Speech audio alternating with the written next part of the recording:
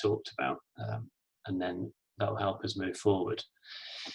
So the Green New Deal is a global movement to reduce carbon emissions to keep global warming to a minimum.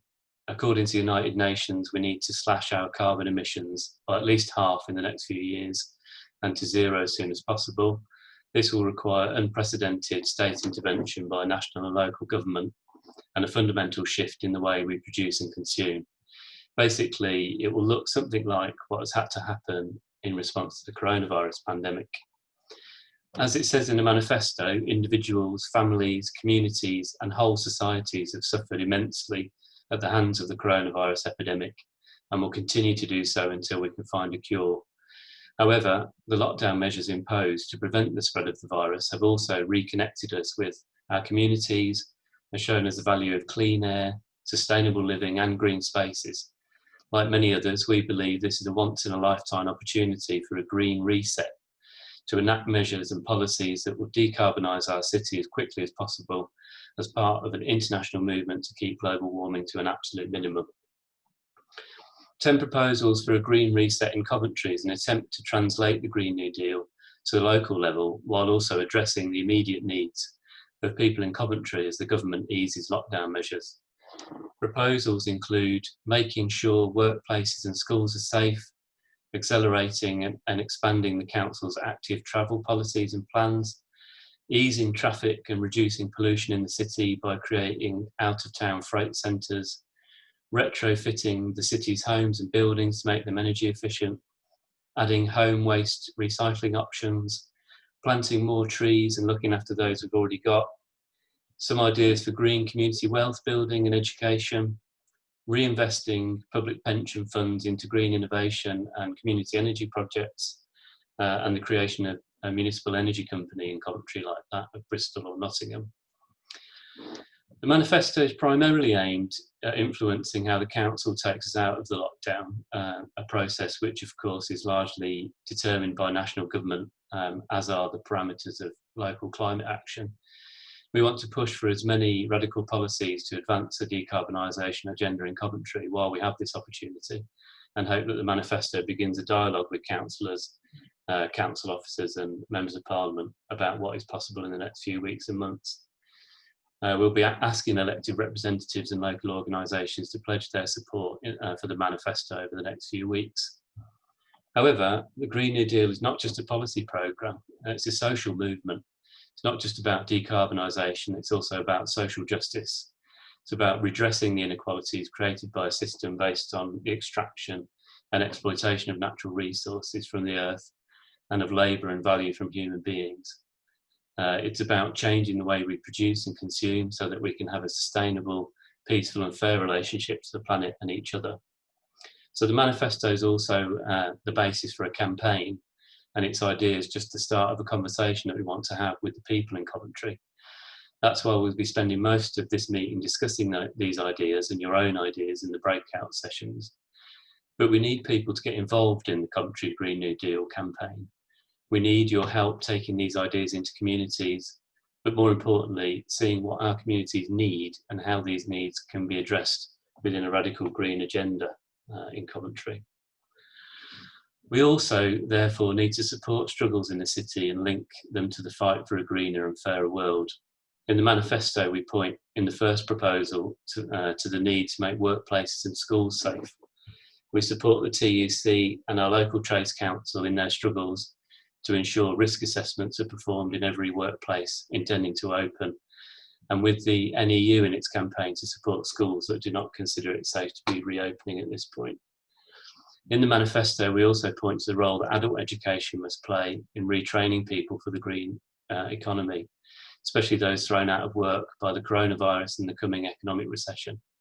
However, we've just heard that Coventry City College is pushing ahead with planned redundancies, despite promising it would not do this during the coronavirus pandemic. 3 of 9 student mentors in the learning services team are at risk of losing their jobs. These mentors call the college's most vulnerable students on a daily basis to check their welfare and work with parents, teachers and social workers to keep the students safe during the crisis. We've been in contact to ask the UCU branch there what we can do to help. at this stage, reps are asking local councillors and MPs to support them. We'll keep you updated as the situation progresses. And last but not least, we support Black Lives Matter protesters in Coventry and across the world calling for justice over the murder of George Floyd. We have to recognise that the same system that has caused climate change also relies on racism, imperialism and colonialism to sustain itself. Part of taking climate action is recognising the way that we all reproduce this system and how we can take responsibility for how we produce and consume. We also must recognise that the actions we take and the policies we campaign for are all dependent on the social and economic resources of our communities, and that not everyone can afford to invest in environmentally responsible products and technologies. We ask you all, therefore, when you're discussing breakout groups, to consider the way that climate change and climate action are structured by social inequalities, and how we can begin our efforts to decarbonise the city with the needs, concerns and problems faced by our living communities. So thanks for listening. I'm just going to hand over briefly to Kindy Sandhu, a Labour councillor for Earlsdon Ward, who will speak briefly to the Black Lives Matter protest and its relevance to the Green New Deal, and then I'll hand over to our two local MPs, Zarah Sultana and Taiwo Owatemi. So, Kindy. Thanks, David. It's great to see all of you here tonight. I really appreciate how many of you have come and joined us today. I just wanted to say a few words about what's happening in the world, particularly from my position as a BME woman. I know there's been a great demo and rally in Coventry earlier today, and I really send my kind of solidarity to especially the young people who organised that particular rally today. But I just wanted to talk about emotions, if I'm allowed to. You know, as BME people, we're particularly feeling pretty upset, vulnerable, as well as outraged and fearful of what's going on. And I know that we can point to the US and Australia and places far away, but also we need to look at what's happening here in the UK. And particularly for BME people, I don't feel we can separate out social justice from what we've experienced in terms of austerity, Grenfell, Windrush, and now COVID-19. So it's really about what we face on a day-to-day basis, the oppression and the racism.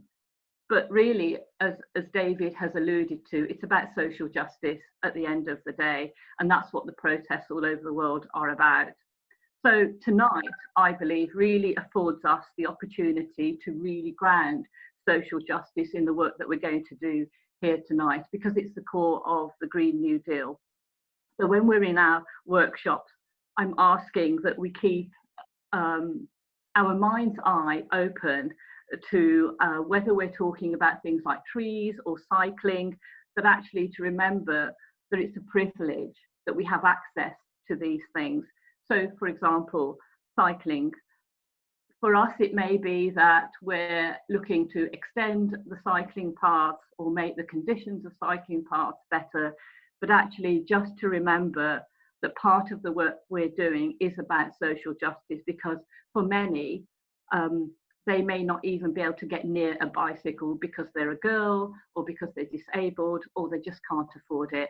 So my ask tonight is that in our mind's eye and then in the presence of our thinking, that we have these things at the forefront when we're doing and discussing in our workshops. Thanks. Thanks, Kindy. So I'm going to pass over to Zarah now. Thank you very much for taking the time to speak at our meeting. Thank you for having me. Firstly, like Kindy and David have said, I want to give my solidarity to all people protesting against racism and police violence and state brutality in the US, in the UK, in Coventry and across the world. We know that racism isn't something that's just happening in the US. It's very much part of the lived reality of people of colour, especially Black people in the UK. And we all have a role to play in dismantling that. And it's, like Kindy said, part of the climate justice movement, because at the root of it, we need social and racial justice as well. So this is a really important time to be engaging with this issue. And as David has already mentioned, we are in the middle of an unprecedented global health crisis, a crisis that has taken tens of thousands of lives, devastated the economy and people's livelihoods. It's a crisis that scientists had warned about, only to be ignored by the government. And the same, of course, risks being true with the climate. To tackle this crisis, we have to get to the root of what's driving it, what's causing it, and what needs to change to overcome it. So at the core, fundamentally, the climate crisis is a capitalist crisis driven by the 100 companies that are responsible for 70% of global pollution, and the fossil fuel billionaires who have got rich polluting our rivers and pumping out carbon. This means that business as usual spells catastrophe for people across the world, disproportionately the global south, who are the least responsible. And this government isn't going to take the action that's needed. We can't forget that their manifesto was written by fracking lobbyists, and this year alone, they already have agreed trade deals worth billions of pounds in fossil fuels at the UK-Africa summit. And of course, they are on course to miss their inadequate net zero target by a shocking 49 years. This has to change, and it's only through campaigning, grassroots pressure, like what we are doing here with Coventry Green New Deal, that we can force change. And that's why I'm really excited about this manifesto, which offers a clear roadmap on how in Coventry we can lead that fight.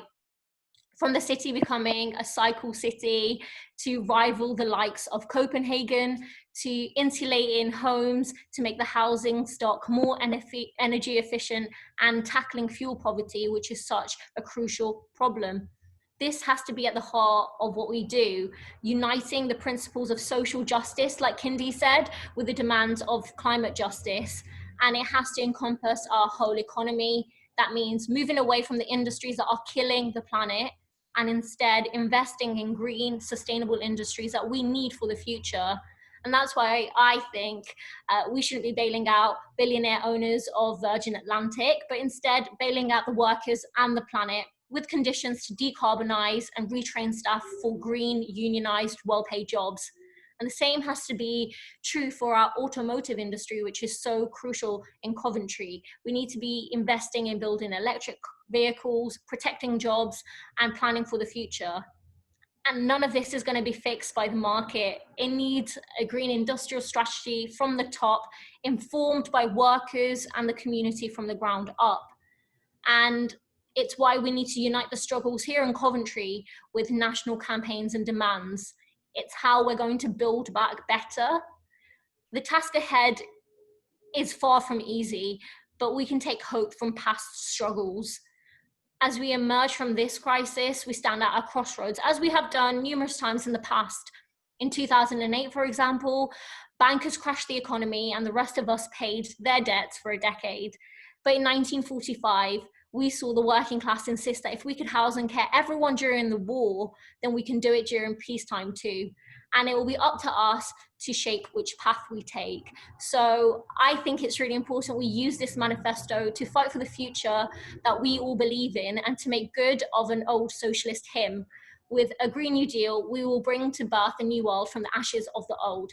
Thank you, and solidarity. Thank you, Zarah. So I'm now going to pass over to Taiwo Owatemi, who is the MP of Coventry North West. Thank you, David. I'd like to first start by echoing what you, Kindy, and Zarah has already said. It's great to see everybody out there supporting Black Lives Matter, and it's an important issue that needs to be urgently addressed. But moving on to today's matter, coronavirus has shown that the urgent need to shift our priorities and refocus our minds on how we can react to the climate crisis. This event, amongst others, has presented an opportunity to challenge us or to change the way we have been living, and we must not go back. Therefore, it has been really inspiring to see people take up the challenges of creating a better and greener world. It is important to say that this is a challenge that is ongoing, but we need to continue reaching out to people to convince them of the better future ahead. Now, there's been many talks about the new normal, And this is an opportunity for us to talk about our new normal. A new normal where high quality, low emissions public transport and alternatives are normal, where jobs in green industries are normal, where homes with appropriate insulation and solar panels are normal. Now, I welcome the passionate discussions and debates that has been taking place about future environmental policies and strategies for a green future. And indeed, I welcome many of the pledges to have a green reset in Coventry. The plan prioritises the improvement of the environment at a time when local authority budgets are under an extraordinary amount of pressure. Coventry and Warwickshire are home to UK's most industrialist and forward-thinking automotive industry in the country, and all the resources for change are here in the West Midlands. Now, we've already been a beating heart for industrialist change, and these proposals for a reset can do this, but with the support of everyone in the Midlands. Now, we have seen strides being made by Jaguar Land Rover in making electric cars, and Warwick University in doing the much needed research in the future of electric vehicle. But we cannot escape the reality. In the months to come, many people might lose their jobs as a result of the economic turmoil caused by the coronavirus. In order to get the economy up and running again, for those made unemployed to feed their families, and to bring this climate crisis to an end, the government must make immediate and far-reaching changes to the economy. The creation of a green economy will provide people with the opportunity to find good, secure jobs and expand the green initiative already taking place across the region. Now, I will continue to lobby the government to invest in a gigafactory in the West Midlands. The climate crisis has been described by some as an equaliser. It affects everyone, but it is obvious that everyone isn't equally affected. Those living in city centres are more likely to suffer the ill effects of air pollution than those in the leafy suburbs. People living in fuel poverty will suffer dramatically if the cost of heating continues to rise. People without access to further or higher education find themselves left behind as the economy is forced to restructure. So it is important that our Coventry residents remain at the core of the changes to our city. It is exactly those sort of people who we need to sign up to the new normal that we want for our city, for our country, and for our world. This must be a new normal for everyone, not just a green future for those who can afford it. We need to reach out to everyone to get them to think about their lifestyle choices, but also to demonstrate cleaner, greener alternatives which improve everyday lives. From the hundreds, possibly thousands of environment-related emails that I have received since assuming office, I can see that there is appetite for change. And the change we need requires strong leadership, but the approach cannot only be top-down. People must be at the heart of this change. Thank you. Thank you very much. Thanks, Taiwo, and thanks to all the speakers. I just want to also totally reiterate what Taiwo has just said. I think it's really important to note that, we're not proposing a finished plan. These are ideas that we want to take into communities, and we really appreciate. And we hope that we can have the continued support of our MPs and councillors in making that happen, and also in bringing the council on board with us. So I think we've got a good few months of collaboration and work and difficult kind of campaigning, but I think it's a good time to do it. So thank you for your support, and I'm going to just briefly hand over to Beth, who's going to explain what's going to happen next, and then we'll all have a chance to discuss these ideas in the breakout rooms. Thank you.